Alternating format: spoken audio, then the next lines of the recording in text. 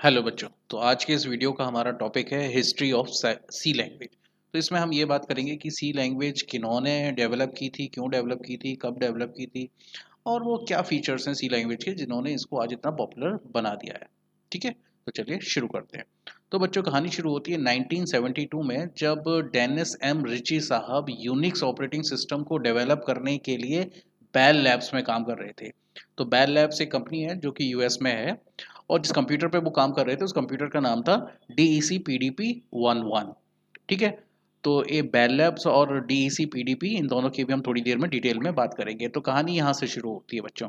तो यहाँ से शुरुआत हुई थी सी लैंग्वेज को डेवलप करने की। तो जो सी लैंग्वेज है वो एक general purpose high level language है। जनरल पर्पस का मतलब इसमें सब तरह के प्रोग्राम्स बनाए जा सकते हैं, यानी आसान से आसान और कॉम्प्लिकेटेड से कॉम्प्लिकेटेड सब तरह के प्रोग्राम हमारे रेगुलर यूज़ में होने वाले सारे प्रोग्राम्स इसमें बनाए जा सकते हैं।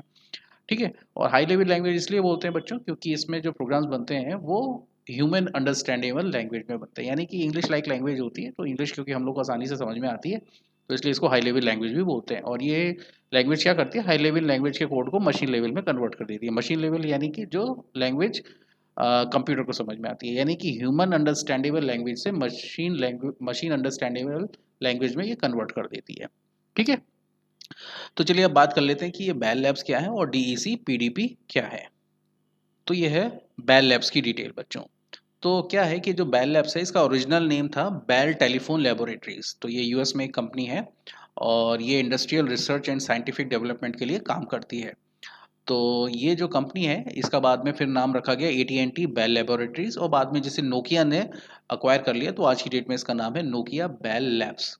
और इसके जो फाउंडर थे वो अलेक्जेंडर ग्राहम बेल थे, जिनको हम बचपन से ही जानते हैं, सुनते हुए हैं छोटी क्लासेस में। और ये जनवरी 1925 में इसको फाउंड किया गया था। ठीक है, तो और इसका जो हेड क्वार्टर है बच्चों वो न्यू जर्सी USA में है। ठीक है, तो आज इसको नोकिया ने अक्वायर कर लिया है। तो अब बात कर लेते हैं बच्चों PDP की। तो ये पिक्चर्स आप देख सकते हैं, ये PDP-11 की बहुत सारी पिक्चर्स हैं। और ये अपने टाइम में बहुत ही पॉपुलर, बहुत ही ज़्यादा सक्सेसफुल कंप्यूटर था, जिसको डिजिटल इक्विपमेंट कॉरपोरेशन ने बनाया था, DEC ने। और ये एक 16 बिट का मिनी कंप्यूटर था। और ये अपने टाइम में इतना पॉपुलर था बच्चों कि लगभग इसकी 6 लाख, यानी कि 1970 में जब ये बनाना शुरू किया गया था और 1990 तक इन्होंने, कंपनी ने इसके 6 लाख कंप्यूटर दुनिया में बेच दिए थे। 6 lakh is a huge number बच्चों। और इसमें जो ऑपरेटिंग सिस्टम यूज़ किया गया था वो था बैच 11 या फिर डॉस 11। ठीक है, और ये शुरुआत हुई थी 1970 में, यानी आज से 50 साल पहले की करीब की बात है ये। और PDP की फुल फॉर्म होती है बच्चों प्रोग्राम डेटा प्रोसेसर। तो ये एक डेटा प्रोसेसर कंप्यूटर था जो कि बहुत पॉपुलर था, और इसी कंप्यूटर पे डेनिस एमरिची साहब काम कर रहे थे यूनिक्स ऑपरेटिंग सिस्टम को डेवलप करने के लिए। तो इस तरीके से बच्चों डेनिस रिची साहब को क्रेडिट जाता है सी प्रोग्रामिंग को डेवलप करने के लिए। अब डेनिस रिची साहब चाहते थे कि ये जो लैंग्वेज है, ये जो सी प्रोग्रामिंग है, ये लोगों को भी दी जाए और लोग भी इसमें प्रोग्रामिंग करें। तो इसके लिए उन्होंने हेल्प ली ब्रायन कर्निगन साहब की। तो इन दोनों की फोटोग्राफ आप देख रहे हैं। तो इन दोनों ने मिल के 1978 में एक पब्लिक वर्जन निकाला सी प्रोग्रामिंग का, जो कि लोगों को दिया गया, और उसका नाम रखा गया K&R स्टैंडर्ड, ताकि लोग भी प्रोग्रामिंग कर सकें और अपने पसंद के सॉफ्टवेयर बना सकें। के का मतलब है कर्निगन और आर का मतलब हो गया बच्चों रिची। ठीक है, तो जो यूनिक्स ऑपरेटिंग सिस्टम है या सी कंपाइलर है, जो यूनिक्स एप्लीकेशंस थी जितनी भी जो है, वो सब सी लैंग्वेज में ही लिखी गई थी। और आज सी लैंग्वेज इतनी पॉपुलर हो चुकी है कि ये दुनिया भर में यूज़ की जाती है और प्रोफेशनल्स इसका इस्तेमाल करते हैं कोडिंग के लिए। रीजंस क्या है, रीजन बहुत सारे हैं बच्चों। पहला रीजन तो इजी टू लर्न है, इसको समझना बहुत आसान है। क्योंकि हाई लेवल लैंग्वेज है तो बहुत आसान होता है इसको समझना, आसानी से समझी जा सकती है। और दूसरी बात ये है कि स्ट्रक्चर्ड होती है, यानी कि इसमें जो प्रोग्राम लिखे जाते हैं बहुत ही वेल ऑर्गेनाइज और स्ट्रक्चर्ड तरीके से लिखे जाते हैं, कोई दिक्कत नहीं होती है। और तीसरी बात ये है बच्चों कि इसमें जो प्रोग्राम बनते हैं ना बहुत ही एफिशिएंट होते हैं। एफिशिएंट का मतलब बहुत ही फास्ट होते हैं और मेमोरी भी कम कंज्यूम करते हैं। फास्ट इन द सेंस क्योंकि ये सीधे हार्डवेयर से इंटरेक्ट कर सकते हैं, इसलिए ये एफिशिएंट होते हैं। ठीक, और इसमें जो प्रोग्राम्स बनते हैं ना वो बच्चों तमाम तरह के कंप्यूटर्स पर एग्जीक्यूट किए जा सकते हैं। ऐसा नहीं कि सिर्फ एक ही कंप्यूटर पर एग्जीक्यूट होंगे, ये कई तरह के कंप्यूटर्स पर एग्जीक्यूट किए जा सकते हैं। अब बात कर लेते हैं बच्चों सी लैंग्वेज से जुड़े हुए कुछ फैक्ट्स के बारे में।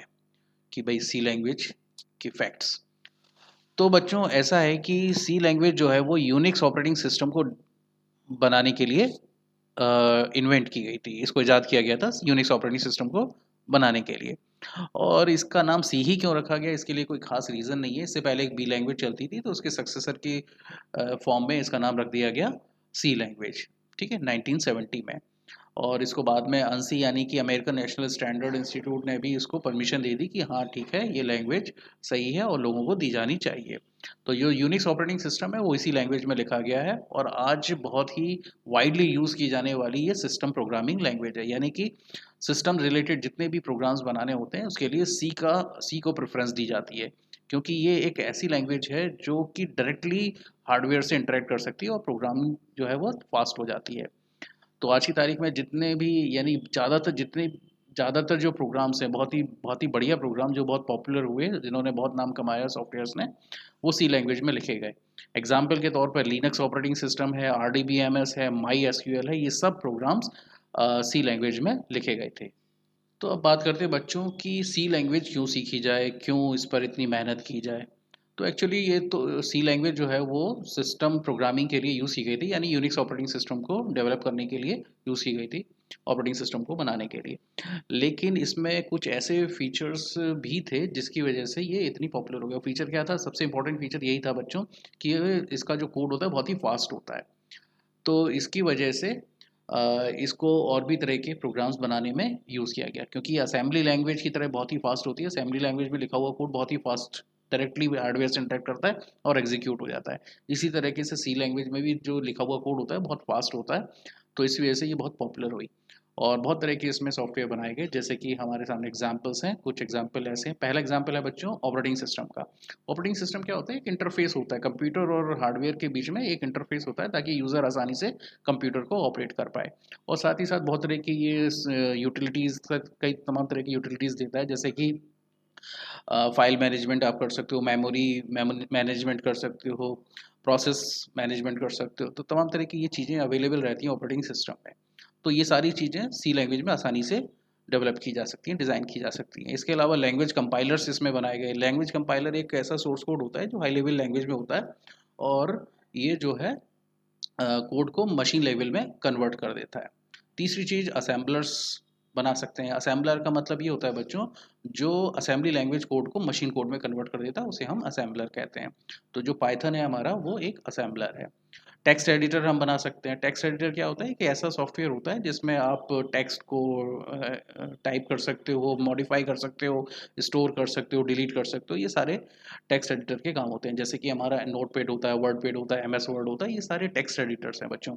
इसके अलावा प्रिंट स्पूलर्स होते हैं। प्रिंट स्पूलर्स वो होते हैं बच्चों जो प्रिंटिंग के लिए इस्तेमाल किए जाते हैं। तो बच्चों, प्रिंट स्पूलर एक सॉफ्टवेयर होता है जो कि ऑपरेटिंग सिस्टम का एक पार्ट होता है। इसका काम ये होता है कि प्रिंटिंग के लिए जितनी भी जॉब्स आती हैं उनको कंप्यूटर की मेमोरी में स्टोर करके रखना, ताकि जब तक जैसे ही हमारा प्रिंटर रेडी हो जाए, तो प्रिंटर उन जॉब्स को एक एक करके लेता जाएगा और प्रिंट करता चला जाएगा। ये होता है प्रिंट स्पूलर। इसके अलावा बच्चों नेटवर्क ड्राइवर्स बना सकते हैं। नेटवर्क ड्राइवर एक ऐसा सॉफ्टवेयर होता है जो कि एक कंप्यूटर को कंप्यूटर नेटवर्क से कनेक्ट कर देता है। तो ये भी एक बड़े काम की चीज़ होती है। डेटाबेस क्या होता है? डेटाबेस बच्चों एक ऐसा सॉफ्टवेयर होता है जिसमें बहुत सारा डेटा हम स्टोर करके रख सकते हैं, ताकि हम उसको इजीली एक्सेस कर सकें, उसको अपडेट कर सकें, डिलीट कर सकें, कुछ भी कर सकें उस डेटा के ऊपर, है ना। कुछ मॉडिफिकेशन करना हुआ तो हम आसानी से कर सकें। तो database is a huge collection of information. इसके अलावा लैंग्वेज इंटरप्रेटर्स बनाए जा सकते हैं। लैंग्वेज इंटरप्रेटर क्या होता है बच्चों? ये एक ऐसा सॉफ्टवेयर होता है जो कि जो प्रोग्राम होता है उसको वन बाय वन स्टेटमेंट को मशीन लैंग्वेज में कन्वर्ट करता जाता है और एग्जीक्यूट करता चला जाता है, ठीक। और तीसरी चीज़ होती है, लास्ट चीज़ होती है बच्चों, यूटिलिटीज़। तो यूटिलिटीज़ बच्चों एक ऐसा सॉफ्टवेयर होता है जो तमाम तरह के हमारे को सुविधाएं देता है कि हम अपने कंप्यूटर के साथ कर सकें। तो सुविधाएं किस तरह की हो सकती है कि हम कंप्यूटर की स्पीड बढ़ाना चाहते हैं, कंप्यूटर की स्पीड को ऑप्टिमाइज़ करना चाहते हैं, जिसमें हम वायरस को डिटेक्ट करना चाह सकते हैं, कोई फाइल को इंस्टॉल करना चाह सकते हैं, कोई सॉफ्टवेयर को अनइंस्टॉल करना चाह सकते हैं, डेटा बैकअप लेना चाह सकते हैं, या फिर अनवांटेड फाइल्स को हम डिलीट करना चाहते हैं। तो ये सब यूटिलिटीज़ हैं जो कि सॉफ्टवेयर के ज़रिए हमें मिल सकती हैं, और ये सारे सॉफ्टवेयर हम सी लैंग्वेज में बना सकते हैं। अब एग्जाम्पल के तौर पर एंटीवायरस सॉफ्टवेयर होते हैं, वो एक यूटिलिटीज़ है, फाइल मैनेजमेंट टूल्स होते हैं वो यूटिलिटीज़ है, कंप्रेशन टूल्स होते हैं, डिस्क मैनेजमेंट टूल्स होते हैं। तो ये सब यूटिलिटीज़ होती हैं जो कि हम सी प्रोग्रामिंग में आसानी से डिज़ाइन कर सकते हैं, डेवलप कर सकते हैं। ठीक है बच्चों, तो आई होप आपके लिए काफ़ी फ्रूटफुल रहेगा ये वीडियो, और नेक्स्ट वीडियो में हम कुछ नई चीज़ों के साथ फिर से आएंगे।